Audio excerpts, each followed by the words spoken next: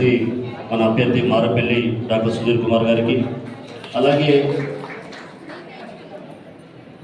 మన మాజీ శాసనసభ్యులు ఎంతో కుట్రలు చేసి కుతంత్రాలు చేసి వారిని పార్టీలకు వెళ్ళి చెప్పకుండానే బయటికి పంపిస్తే ఎన్నో బాధలలో ఉన్నటువంటి మరి మళ్ళీ మన పార్టీకి వచ్చి గెలుపులో నా భాగస్వామ్యం ఉంటుంది, నేను కూడా గెలిపిస్తానికి వచ్చినటువంటి పెద్దలు మరి గౌరవనీయులు మరి మాజీ శాసనసభ్యులు రాజయ్య గారికి, అలాగే మరి కూడా కావాలని చెప్పి దాదాపు 32 మంది అభ్యర్థులుగా అప్లికేషన్ పెట్టుకున్నారు. 32 మంది అభ్యర్థులు ఉద్యమకారులు కావచ్చు, పార్టీ మారిన వాళ్ళు కావచ్చు, అనేక రకాల మంది మాకు అభ్యర్థి ఈ విలేకరుల కూర్చున్న కూడా అప్లికేషన్ ఇవ్వడం జరిగింది. నేను ప్రయత్నం చేయడంలో తప్పు లేదు. మరి పార్టీలోకి వెళ్ళి బొమ్మలు లేక పొగబెట్టి ఆరు రమేష్ గారిని బయటకు పంపించారు. తర్వాత ఎట్లా కన్ఫ్యూజ్ చేయాలని చెప్పి రాజయ్య గారిని ముందుగానే పంపించి నేనుంటే మళ్ళీ నాకు అడ్డొస్తలేదు.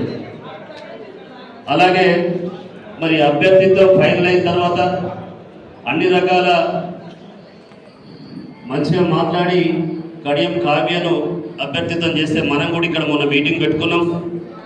చాలామందిని బాధలో ఉన్న వాళ్ళందరినీ నచ్చజెప్పినాం.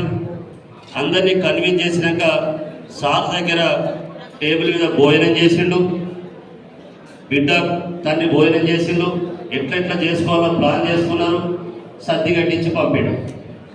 ఈరోజు తెల్లారే పార్టీ మారిందంటే ఎంత మోసమో నాకు తెలిసి నా జీవితంలో ఒక అభ్యర్థికి టికెట్ ఇచ్చినాక మోసం చేసి ఉన్న పార్టీలో అందరినీ బయటకు పంపించి మాజీ ఎంపీని కూడా బయటకు పంపించి తను ఇక్కడ కన్ఫ్యూజ్ చేసిపోవడం చాలామంది ప్రెషర్ వస్తుంది కావచ్చు.